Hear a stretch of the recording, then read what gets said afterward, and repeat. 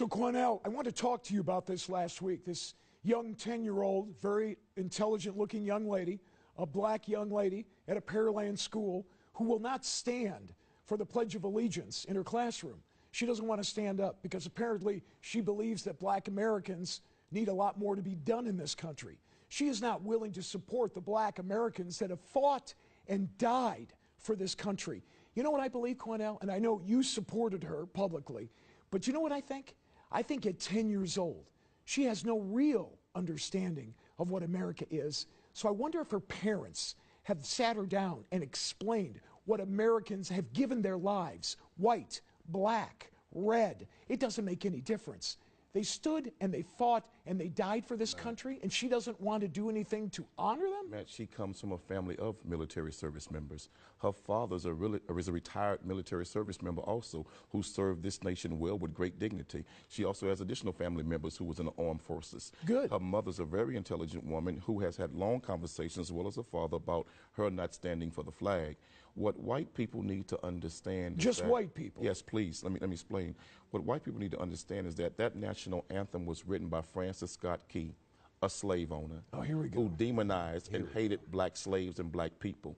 And that unwritten third, that unheard of and unspoken third verse, go research the third verse where he says, "There's no refuge in this country for the hireling or the slave. Both should be turmoil to the grave." How's her parents doing? This is a man Are they successful? that promised turmoil for black people to the grave. Would you ask Jewish children to say a pledge to a German anthem that disrespects Jewish people? If they're No, you living would in not. Germany, No, sure. you would not. Well, sure. That disrespects Jewish people? Then No, why, you would not. You certainly can kneel down. In America, you have the right to do that. But what will happen to her, how her friends will respond, how the school will view her, how Americans will view her is very negative. This is not what you want for your 10-year-old child. And let me say to that young girl and others like that young girl, America looked at the same way at Rosa Parks when she refused to get up and give up her seat to a white man on the bus.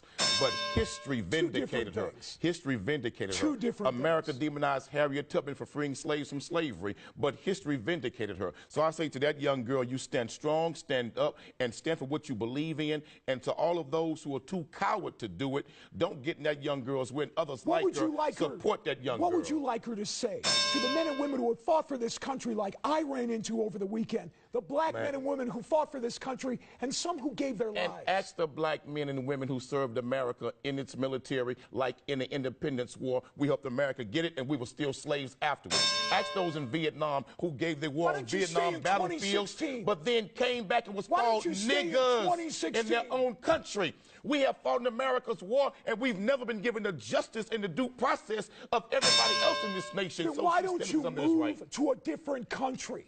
Why are you staying here if you don't like it? Let me tell you why. Because the country belongs to Indians. You white folks stole it from them, raped and robbed their people. This is not your country. You all came over here and stole it and beat the hell out of them. So this is not your country. It was my country. You all need to go home. If you're you all need to go back where you came from. If you don't like it, why don't you pack up and go? Let the Indians decide who should pack up and go, and I guarantee you black folks will stay, and you all will be on the first damn boat leaving here. So don't try that, brother. You all didn't make America. This is not your country. What you should do is sit down with someone who has fought for this country, Quanell. Get their opinion, too. Tons of black people have. What have we got? So I was sitting in my room one day, looking out the window.